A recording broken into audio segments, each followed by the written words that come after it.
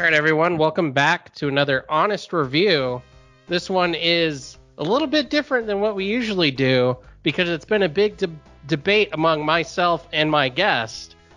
Today, my name is Stefan JD, and my guest here today is one of my really good friends. I consider him a far-off brother. He is the Critical Android, otherwise known as Heath Andrews. Thank you, Stefan. It's a pleasure to be here. And you are very much so like a brother to me that I've never been able to meet, but one of these days we'll be able to rectify that and have ourselves a time. Yes, and paint the town red, or whatever other color paint is available at the time. Yes, all the colors. I should point out too, really quickly, that Heath writes for Nerdbot, and he also has his own YouTube channel just called The Critical Android. Yes. I will be affectionately referring to him as Webb, which is actually closer to his real name. Yeah, it's a nice little, I don't know, it's weird because I'll go to different places and people call me different things, and like when I get called Webb, it's only from you, so it's like, cute little pet name. Yeah, if I ever call you anything different, it means I've been replaced by a robot. Yes, that would be the point of concern. It's like, God, what happened to Stefan? Doppelgangers are coming. It's like they live or body snatchers. But our topic today, because we have debated about this for a long time, is the overall quality of the Sega Genesis sound card from the 32-bit era of gaming. Well, I mean, if you got the later version, it's 32-bit. Okay, that's true. But starting with 16-bit console. It started, yeah. And we should say that, I grew up a Sega kid, and Webb grew up as a SNES kid. But of course, I mean, it's fair to say we would have wanted both consoles. Yeah, it's fair to say that. Yeah, and I think that's the biggest point of contention with people when they're like, SNES was better, no, Sega was better. At the end of the day, if you could have had both of them, you would have. But I selected a couple songs for Webb to hear. I'll drop them in when we talk about them, and we're just gonna have like a real honest, objective. We're gonna try to be objective conversation about the Sega Genesis sound card and the quality of its music. Well, for starters, for people who don't know what the what was devised for it, the Sega Genesis uses a Yamaha YM2612 chip, and it's obviously if people are watching this who have listened to Sega Genesis music, this is it's a sound chip that has got a very distinct sound to it. And it's not like when I say distinct or unique, like sometimes people will say that in a bad sense, like, oh, it's unique or it's distinct. That's not what I'm saying in this case. It's a very distinct sound in that it's got very kind of like a deep synth vibe to it. I think you know what I mean when I say that. Yeah, and and I think when you say it, what you hear is ear-wrenching music, and when I hear you say it, I hear tunes. Well, that's the thing. It depends on the way that chip is being utilized. There are certain instances where I feel like a Genesis song is well composed if it's being used correctly. And I one of the examples that you didn't send me that I think is actually pretty unique into it is the soundtrack to The Adventures of Batman and Robin on the Genesis.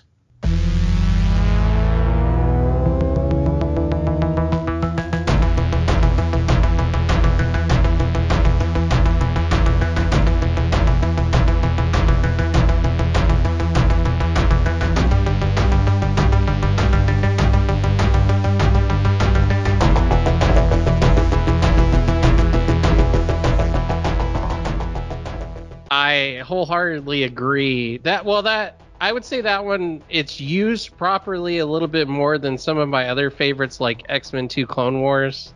Yes. Yeah, because they both have that really high-pitched synth sound, but Batman and Robin would use it, make it to where it doesn't want to make your ears pop.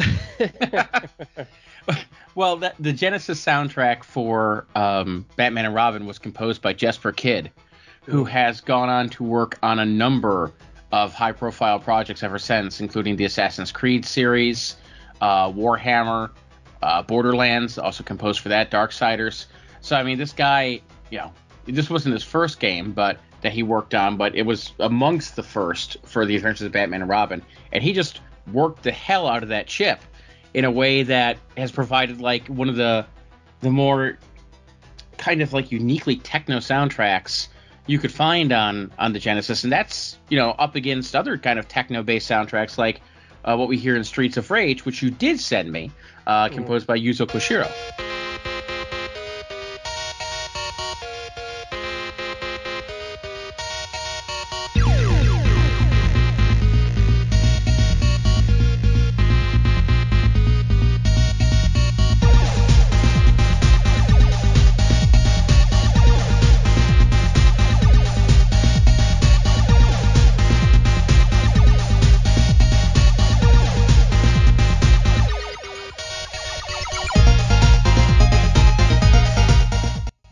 Yeah, and I mean, you can hear it as it's playing in the background if it's playing behind us here.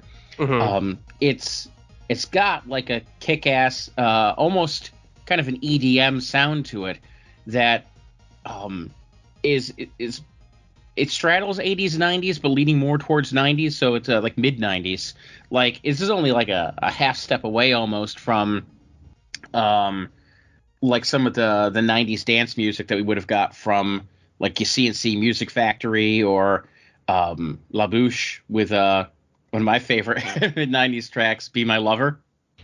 Oh, man, yeah. Yeah, you want to be my lover. But no, seriously, it's got that kind of kick-ass dance beat to it, which very unique to Streets of Rage. Like, not even just unique to the Genesis, but unique to that series. I agree. And I would say that I can't think of one other game that comes close to like the intense, like extreme, because it's the 90s, like that extreme sound that it produces, like that specific era of music. Like, I can't think of one other game in this generation that we're talking about or after. It's very unique. Yeah, and it works well with the game itself, because it's a straight-ahead action-packed brawler, side-scrolling brawler. And, it's more distinct. I remember this the soundtrack to Streets of Rage more than I remember the soundtrack to Final Fight. Oh, yeah. I honestly can't even recall the soundtrack to Final Fight. And I listened to it the other day. Well, not the other day, but, recently. 8 years ago. Yeah. And I was just like, man, I don't remember any of these tunes at all. But I think... what is another example? Like, and this is where I think things start to fall apart when you don't get a composer like Jesper Kidd or Yuzo Koshiro behind that chip. Things start to kind of fall apart in some ways if you don't have a skilled composer behind it. Because to me, aside from those unique soundtracks, and Sonic is another unique soundtrack too. I got to give a lot of credit to one of my favorites, and I'm glad you sent it to me, because when I was looking through the ones you sent, it's like, yep, that's one of my favorites. Chemical Plant Zone from Sonic 2.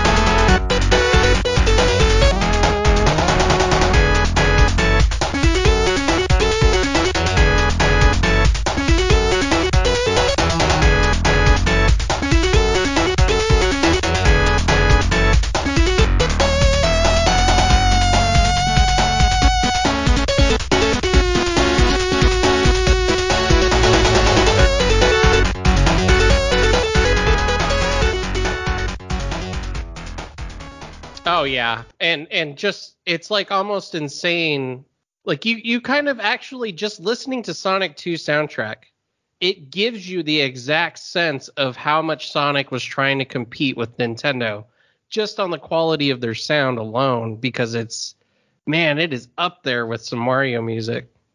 It really is. I mean, Green Hill Zone from the original Sonic, mind you, these songs composed by Masato Nakamura. That Green Hill Zone and the Sonic theme in general, the do do do do do do do do do do.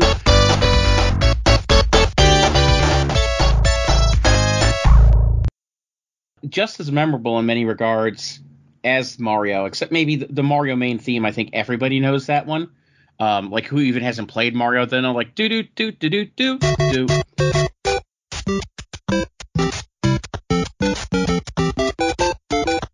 But they might not know that as much as Green Hill Zone.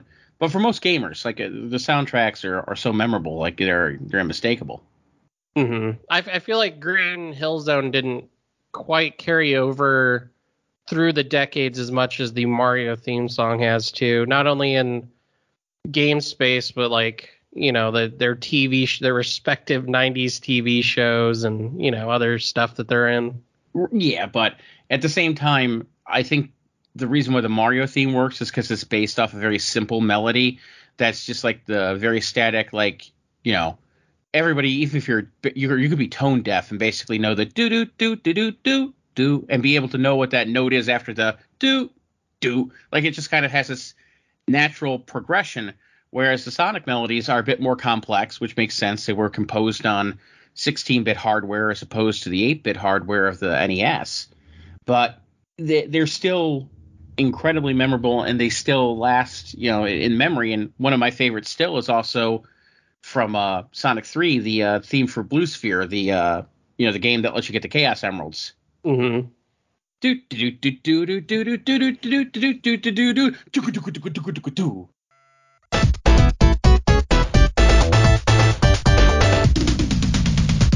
Like it goes that like that nice little drum roll, or drum fill, I should say.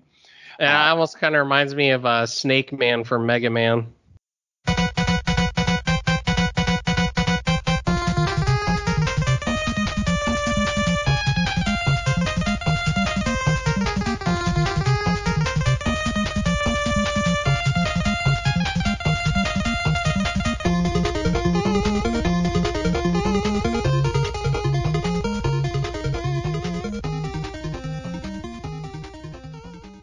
Yeah, well, see, there you go, too. The NES, how do I want to put this? Because I don't want to, like, start criticizing the Genesis chip so heavily right now. But well, I feel like, let me put it this way. I feel like outside of those high-profile titles that had, like, a good composer behind it, I think even, like some of the best NES music is better than some of the average Genesis music, to be honest with you. Well, and I think the biggest point that people forget, and I'm going to remind them so that they can keep this more in perspective, is that the Genesis was the answer to the NES. Correct. And the Super Nintendo wasn't the answer to the Genesis, really. It was just an improvement over, it was the next thing. I would argue that almost like people, when they battle Nintendo versus Sega, they should be doing it NES versus Genesis, but the reason they don't, obviously, is because of the bits. Yes. The processing. I mean, the whole functions in the system, and not only that, but the cross-platform games that both systems got in different shades of quality. Yeah, but even when they weren't direct, like, here's another example, when they weren't directly comparable games.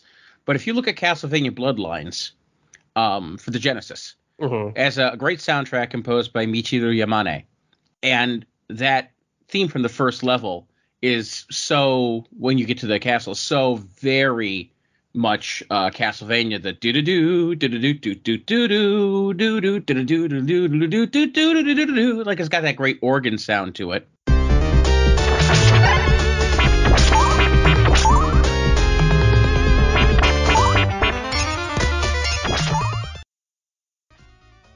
But if you compare that to what was achievable on the SNES with Castlevania 4, there's such a massive difference in terms of the sound font that could be used, where Yamane was limited to just kind of using that organ sound.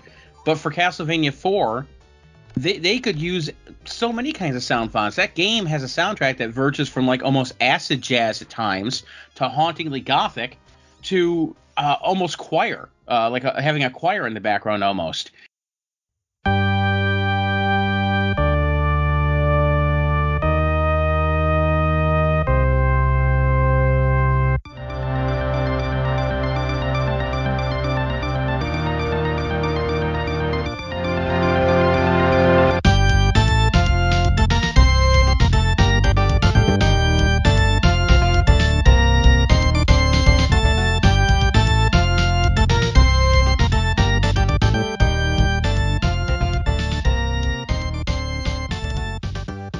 It's just so much more versatile, and I think that's where things break down for me, is that the Genesis chip is about as versatile as a toilet plunger. It's good for the one thing, and that's about it.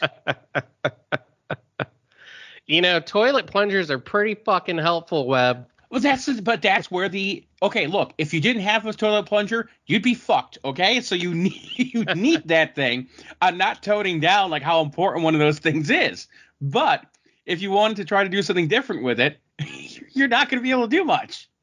Well, that's the thing too, is that the reason I sent like a whole like album's worth of our collection of tunes to you, and I'll even break them down for people. And I'm sure like Webb heard some of them before I even sent it to him, like Sonic, for instance. But the reason why I did that, and you'll be hearing some of these tunes in the background of this, is because I wanted to show, you know, just in case he hadn't heard them, just the differences between like themes and tones in different scores of games. Like I sent him Duckburg, which is the opening level to QUACKSHOT, even though they're like the whole QUACKSHOT soundtrack is phenomenal.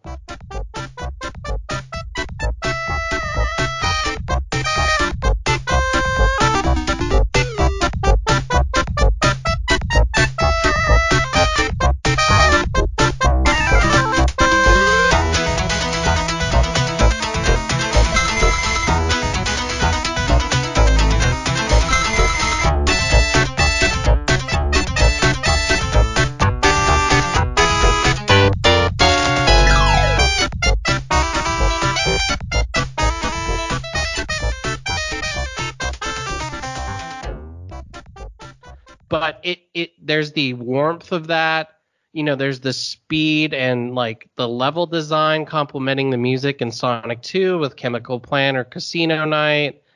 And then there's the oddball, but like almost David Bowie cyberpunky of X-Men Clone Wars 2, like the Space Colony song, where it's just using a mishmash of tones. Electronic farts. Electronics, yeah, the electronica that feels like it's off a computer. Oh no, I didn't say electronica. I said electronic farts, my friend. It smells good.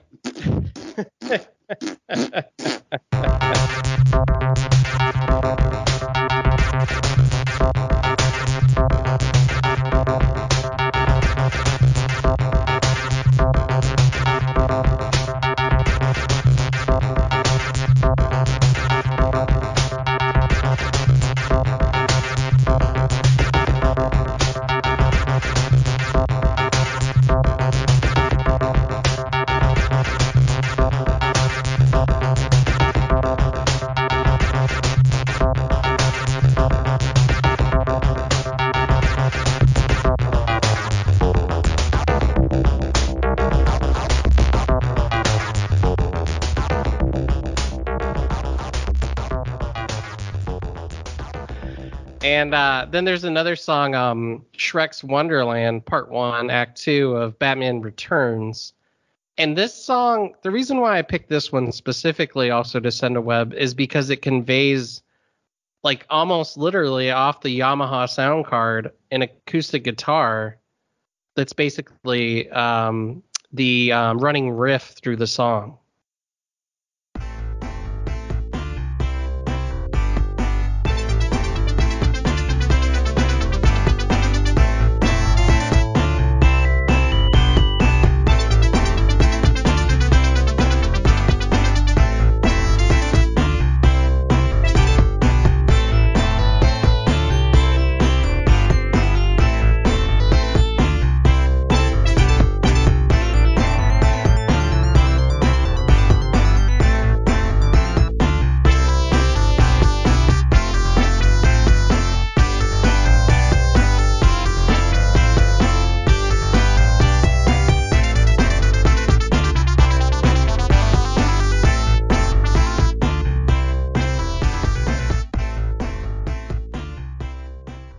it's a good song. And it's better. Honestly, it's better than most of the rest of the soundtrack on Batman Returns because I know that soundtrack.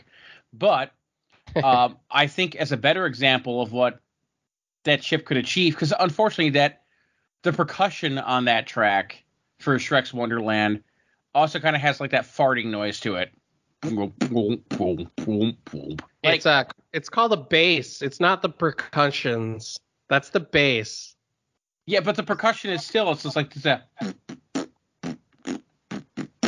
Like, it still sounds like electronic farts to me. Like, it doesn't really sound like much of a drum. But if you were to, like, compare that to, and this one, you know, I had to admit reluctantly when I was playing this, but when I was playing Batman, the first Batman for the Genesis, and, you know, I didn't want to, like, you know, talk about or say that the game was that great because I think the NES one is better. So fucking hard. He avoided it so hard. I did, but as I'm playing it, and I realized, God, the soundtrack's actually really good. Just going through it, it's like, oh, it's actually a really good soundtrack. Didn't want to admit it, but it was.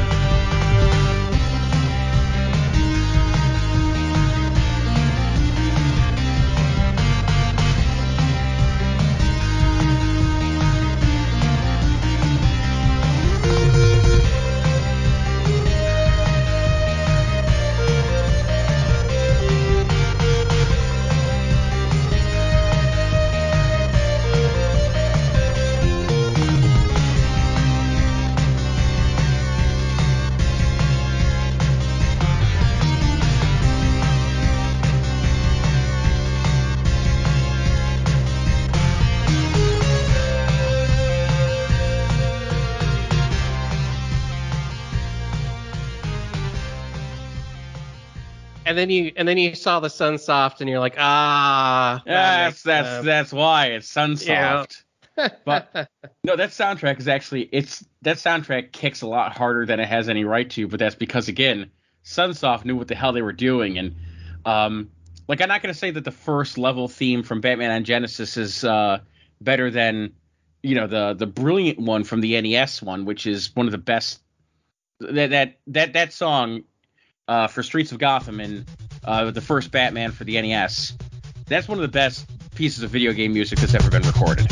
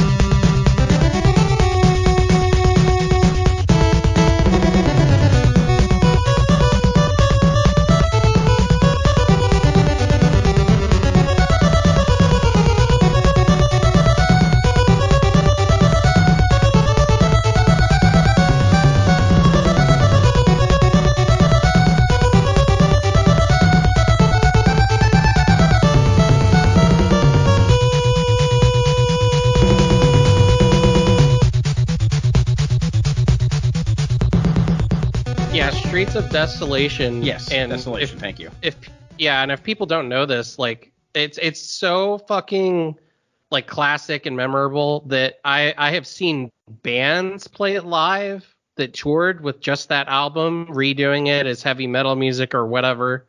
I've seen bands do it just with piano. I had, just to back this up, I used to review music for independent artists. And there was one band, I think they were called the Dharma Bums, and they sent me an album or an EP to review. And the last track on it was a full band version of Streets of Desolation. It kicked ass. Like, they really nailed it. Hell yeah. But yeah, Streets of Desolation, I mean, great. And the Genesis, obviously the first track is not Streets of Desolation. It's its own unique track, but it's still goddamn good. Yeah, I would even argue the whole soundtrack from beginning to end is good. Even the credit score, I mean...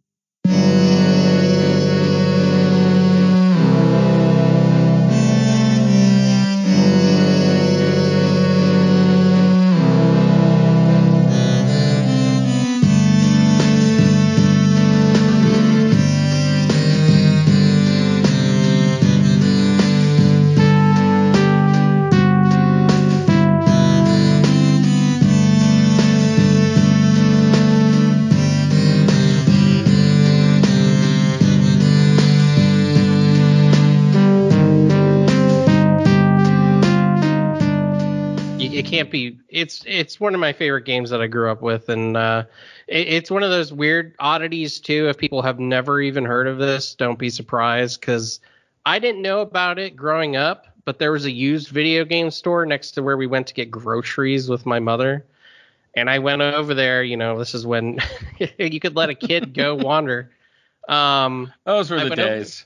I went over there, and I was probably like 8 or 10, and I saw it was on Sega, and I didn't even know it existed. And it's play it, please, or at least listen to the soundtrack, if anything, But I digress. I told Webb before this conversation as well that he's basically, it's like David and Goliath, except for David. I'm David, and I've got both my hands tied behind my back, and I'm blind, and I like have an arrow in one knee. Well, yeah, because when you really get into what that custom chip from Sony did for the SNES, the amount of samples that could be used to compose with is just so much more vast than what was capable on the Genesis. Like you could listen to the Donkey Kong Country soundtrack, and just from like 3 levels of that, you could hear more sound fonts than what you could ever hear on the Genesis. Yeah, and it just kind of actually goes to show the actual power of the whole system, and people don't already know about blast processing. It's just the one thing that the Sega had over the SNES. So they would advertise it in these terrible mishmash commercials of just people doing random things. I think at one point there's actually a dude with a sword who just turns to the screen for like 2 seconds, and that was his whole cameo. But it's Super Nintendo had more colors. Deeper colors that they could blend together, which the Genesis could not do. It had more. It had obviously a better sound card, and then it had what was that chip called? The FX chip, or? Oh well, I mean that was in the games. So the Super FX chip was in certain games. What the console itself had was the ability for what they called Mode 7. Which was a scaling and rotation, well, mostly rotation program to allow for things to be generated in almost kind of like a pseudo 3D effect, right. Which is what allowed for things like Super Mario Kart, and the way that that could generate levels, and you could see them rotating around you. Very different than what the Genesis was capable of certain things, even though when a person was, especially later in the Genesis life cycle, skilled developers could still simulate various effects to, like, again, going back to Castlevania Bloodlines. That game has some pretty cool graphical effects that they do in terms of like what they're trying to incorporate with some of the bosses, like this rotating tower level, and they do a fine job with it. But the thing that really the Genesis had over the SNES was a wider resolution, so you could see more screen at one time, and it was better at processing more objects on screen at once. But that's probably partially because, I don't want to say limited color palette, but more limited as opposed to what the SNES could do. So most SNES games look brighter and more vibrant, even if they sometimes will run a bit slower when there's more stuff on screen. Right. And a great example, too, just off the top of my head that I could think of in comparison is like the SNES. If you play Castlevania 4, there's a room in there where it rotates. That was the Mode 7 as an example. But in going back to Adventures of Batman and Robin, there's a level in that where the room rotates. And that was its own, built-in sneaky programmer who, figured that out. There's a whole video on YouTube, actually, about how he figured out how to layer that thing and make it look 3D. And I think Toy Story does it too. So yeah, there's a couple of things that the SNES overall it just had 9 out of 10 things that Genesis didn't. So like getting back to the sound card, in terms of quality, you can already see that was one of the things that didn't make the cut. Other than the blast processing, you can't argue And I would objectively say this. You can't argue that the Genesis has better quality music than the SNES. You just can't do that. I mean, I could argue that I like their version better in a game that they both have and possess, that was made for them by maybe even the same company, maybe even the same, composer, but you just can't do it because it just doesn't, in terms of, it would almost be like Joe Satriani versus, guy in garage with one string on his guitar. It's just not the same thing. Yeah, I was actually thinking about guitarists when you were talking about that too. And like one of my favorite guitarists of all time is Mark Knopfler from Dire Straits. Mm-hmm. And Knopfler's done a lot of other work too, but he has a very distinct finger picking style. And, there's other guitarists who do finger picking as well. Lindsey Buckingham from Fleetwood Mac, Chet Atkins, a great country guitarist. There's a lot of distinct finger picking that will go on for certain ones. And others, use a pick. And that creates two very different sounds, whether you're picking or with your fingers or whether you're using a pick. Same thing with the bass. There are some bassists who will use a pick for their bass, Chris Squire from Yes being one of them. But then there's others who, will actually do the finger picking. And sometimes you get that slap bass effect. And, that's one of the things that I can think about. And a good comparison is with the slap bass. If you like that very distinct funky slap bass sound, it's very distinct. Like you can pick up that kind of slap bass when you hear it, and you'll instantly know what it is. Mm-hmm. And it produces a very distinct kind of sound that you hear a lot in kind of disco, R&B, funk. You can hear it right there. It's a much different kind of bass sound than what you might hear in progressive rock, like in King Crimson or Rush or something like that. Mm-hmm. And that's not to say that, for instance, Flea from who uses that kind of like very funky slap bass. It's not to say that Flea is the best bassist of all time. He's damn good, but you could easily argue that there's people who are better. Somebody like Victor Wooten from Bela Fleck and the Flecktones, wonderfully versatile bassist who can play jazz as easily as he can rock. He can just do much more things with the bass. But if you like the certain sound that Flea generates with his bass playing, you can easily just fall in love with that and defend it to the death. And that's very similar to the sound chip with the Genesis. It has a very distinct sound that when you hear it, it's the Genesis. It is. And you can fall in love with that sound, and it can be very nostalgic. It can be very powerful. It can be used to great effect. But the versatility just isn't there in terms of compositional skills or different sound fonts for trying to vary things up. Like for Donkey Kong Country 2, there's a song called Jib Jig, and it's got a very kind of like Irish jig feel to it.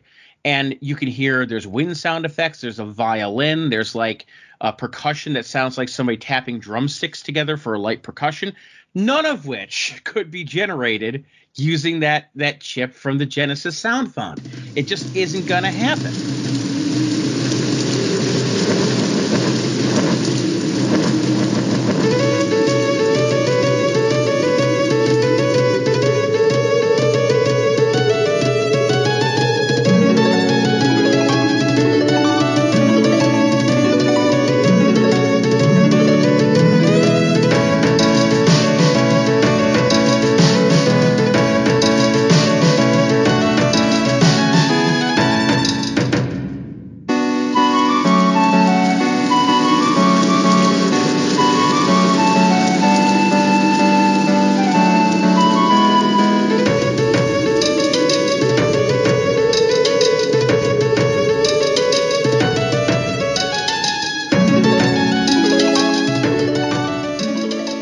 And that's what I separates it so much. If you want to listen to a soundtrack like Secret of Mana, considered one of the best soundtracks of all time, Chrono Trigger, the versatility and scope of the music on there is so much more grandiose than what you could have done with just the Genesis sound chip. Yeah, I agree. Webb even sent me, I think it was like a track from Chrono Cross. And I was like, what's this? And he's like, well, I just want to show you, what the SNES can do, why it's better. I thought, this mother trucker's trying to rub it in right now. Yes. He's like rubbing it in so hard. I mean, there's still some great stuff that, sticks in my mind from the Genesis. Mm-hmm. And, I'm not going to deny the fact that I absolutely love, like, some of those Sonic songs to tears, like Blue Sphere. Again, I could listen to that on repeat and absolutely adore it. But I was playing, for example, Mega Man: The Wily Wars for the Genesis not too long ago. Mm-hmm. Because I wanted to get my Mega Man fix in again, and thought to myself, well, why not try the Wily Wars? I've got a bootleg copy of it. Why not try that? Fire it up. And the sound immediately was like, oh, this is not as good as the NES. Like, sadly, just not as good. Like, even though it's a jump in generational hardware, the chiptune just sounds so much better and more crisp than that deep kind of like doo doo doo doo doo that the that the Genesis would do.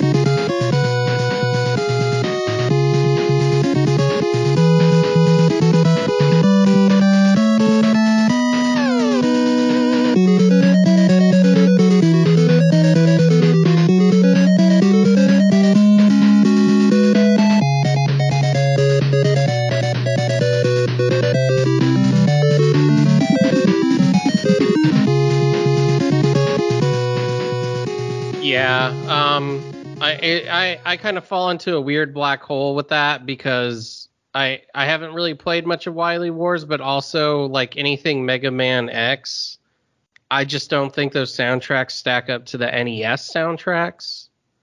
And that's not even a bias. I just generally just don't like think that they are as good a tunes. Like, they don't move me as much as those NES songs did. What games did you kind of grow up with for Sega, though, or that you played that you really liked, Webb, so people can kind of get a general idea? Because you're more of a SNES player, so what would be those Sega games that you look back fondly of, music-wise? Well, my neighbor had a Genesis, and so there were games that we'd play there. Phantasy Star 4 is one of the first ones that comes to mind. Mm. And, great soundtrack on that. The battle theme still sticks into my mind. Very tense, and it's got that, when you start the battle off, it's got this very, like, quick and propulsive, and it's just, like, really...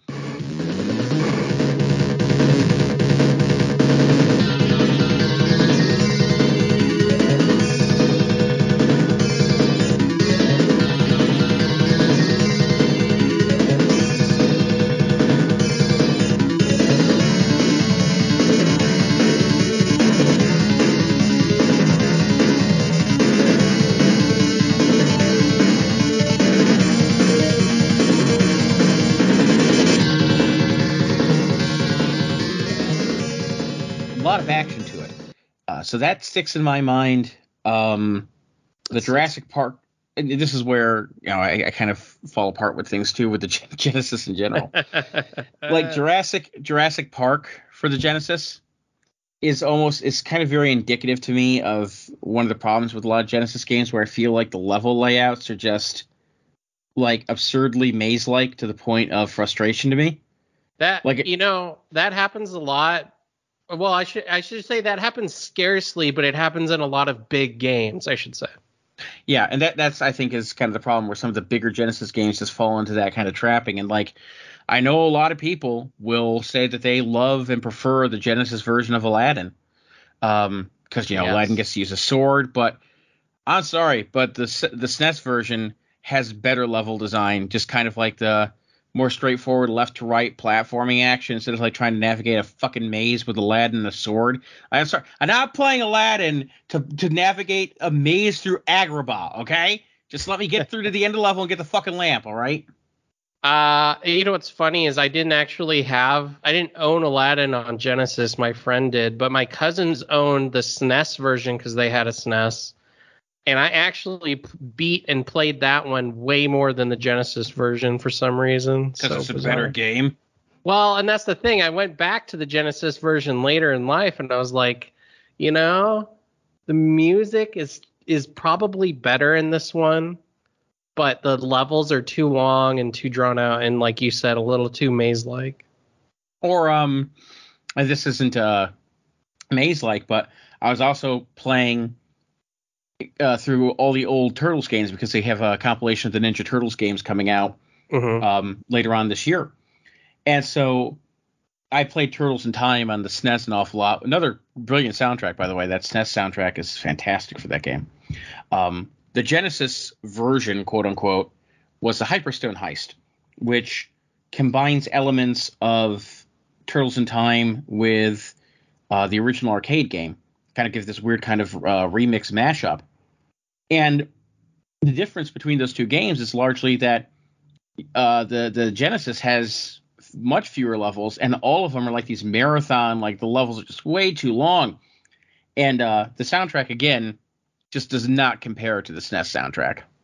I would even argue, and I know like some SNES players will never forgive me for this, but I would argue that I would say that TMNT Turtles in Time has the best use of the SNES's sound card more than like Secret of Mana. Really? Yeah, I would say that just those like weird beats, like where it would do the it was almost like rewinding a vinyl really fast or something. Those little like stops and goes, the dun dun dun dun dun dun dun.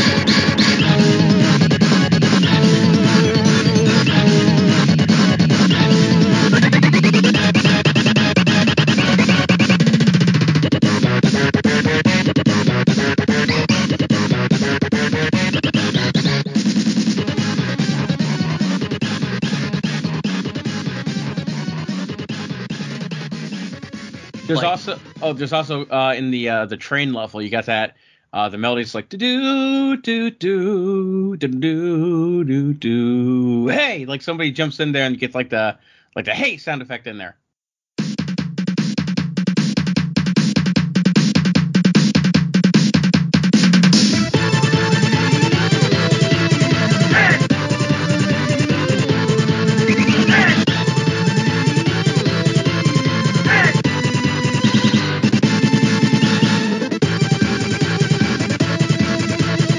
Yeah, Like there's just something about that soundtrack that sounds like it's beyond the card's capabilities. It's beyond even something like you'd be able to do today unless you had like a specific program or computer or something. I don't know. There's just something about it that's so, it just works, and it's one of the greatest retro soundtracks of all time. I'll just leave it at that. But and I think maybe this is where the Genesis sound chip what was going for. What is, if you listen to the original soundtrack from the arcade game for Turtles in Time, that arcade machine, and maybe this is because of the tech that was involved in it, but it has a much deeper kind of a sound than the SNES version does. And the Genesis kind of prided itself on being a better representation of arcade games at home. And maybe one of the reasons why they chose that Yamaha chip was to try to emulate more of the arcade style sound, because it does sound closer, that Hyperstone Heist soundtrack sounds closer to the arcade version than the SNES one does. And with Street Fighter 2, again, the Genesis soundtrack sounds closer to the arcade soundtrack than the SNES one does. I think another good example would be maybe Revolution X, but it's not better in terms of quality and closer to like Aerosmith's music. But when you're saying deeper, it is closer to that. Well, as an example of that too, Rock and Roll Racing for the SNES, when the whole, like, one of the gimmicks of that was having a classic rock sounds represented, like you had Black Sabbath, you had Jethro Tull, you had Deep Purple on there. And the SNES versions, they're able to simulate electric guitar and try to use like a sample for that, or a sound sample to generate it. And it sounds a lot better than the Genesis version does. Yeah, 100%. Yeah. One thing I didn't get to listen to, which I should have, I think this would have been a really great tell too about in terms of quality of the Sega sound card, would have been the Doom soundtrack on it, which you had to have I think the 32X adapter, right? I think so.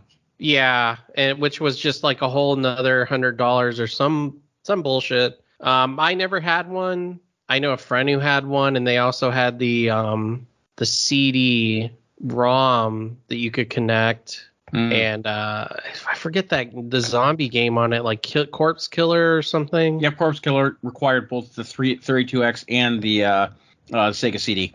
Yeah, and I remember being more fascinated with where his wall was, where he had to plug in like 7 adapters for power sounds about right. for the whole thing. Sega, short circuit your house. Catch fire. But yeah, I mean, and I'll put it underneath here, the Sega Doom soundtrack and the SNES version in terms of just a fast check on the quality. But if I remember correctly, it doesn't stack up.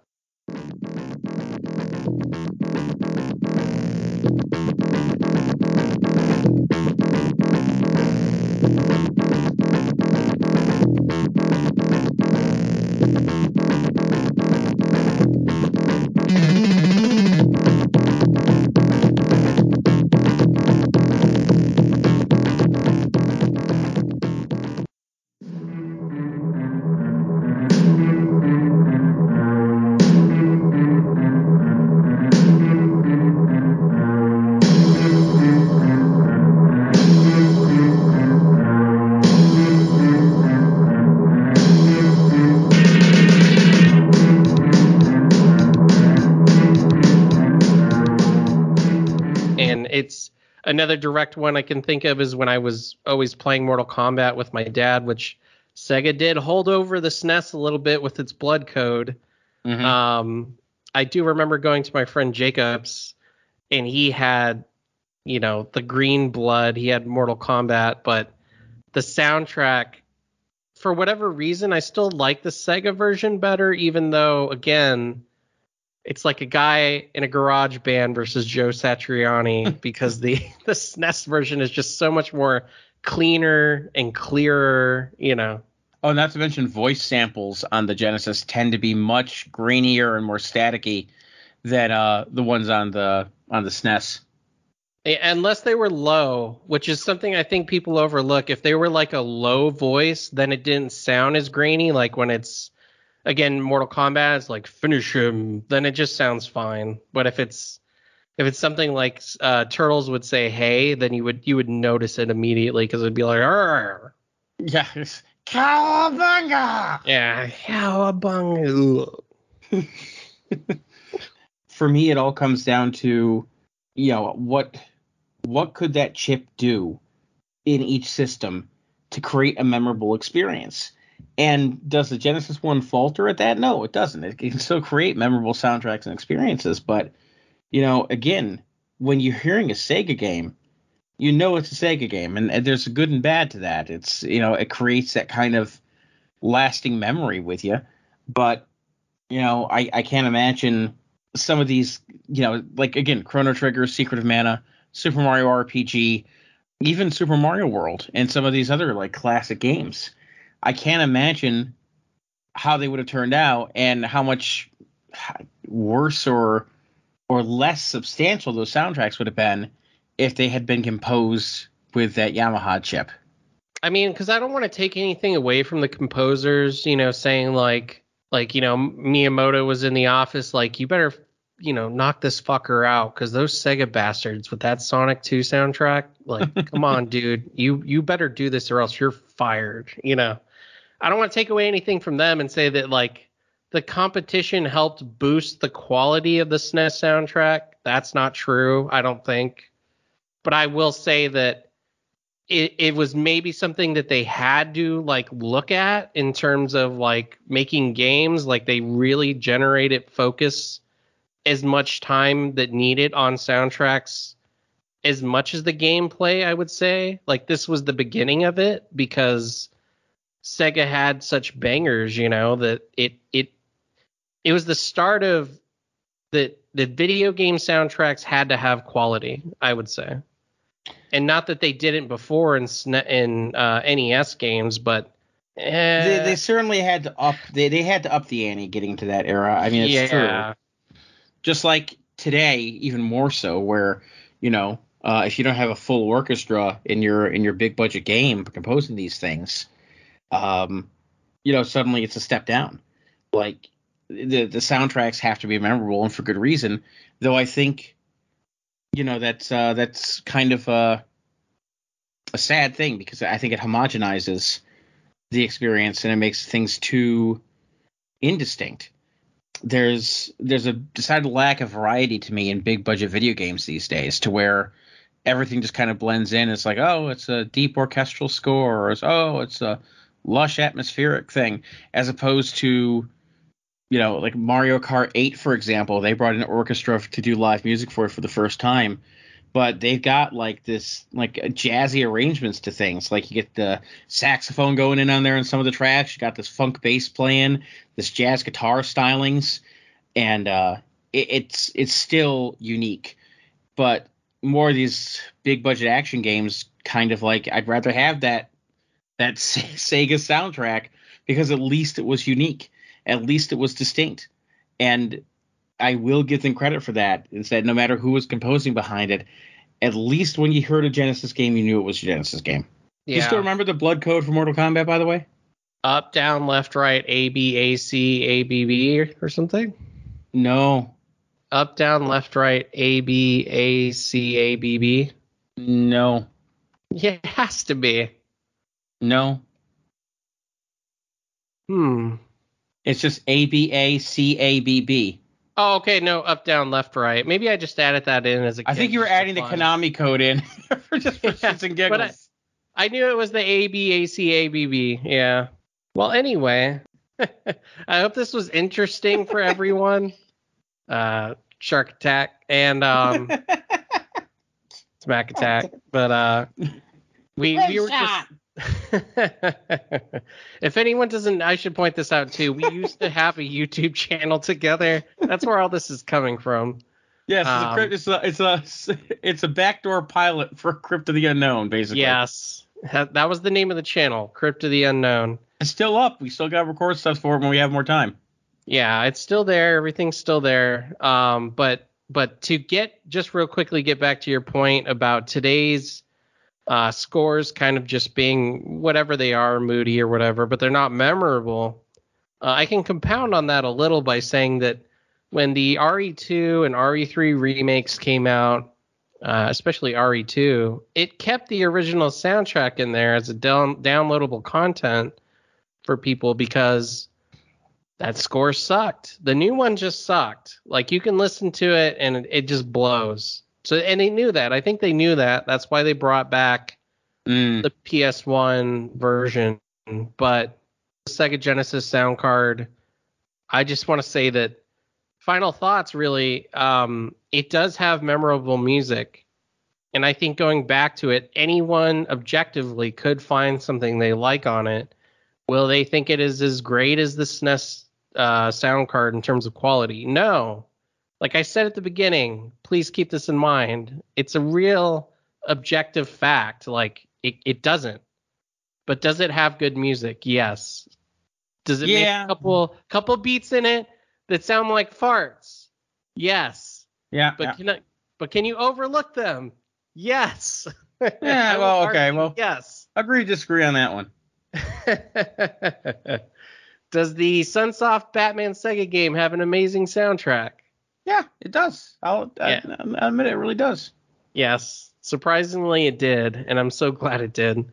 But, overall, the Sega and the SNES debate, I think, will go on in perpetuity because it's just a classic debate. It's what was better, Dawn of the Dead or Night of the Living Dead or Secret of Mana or Chrono Cross, whatever your taste is. Final Fantasy VII, Final Fantasy VIII.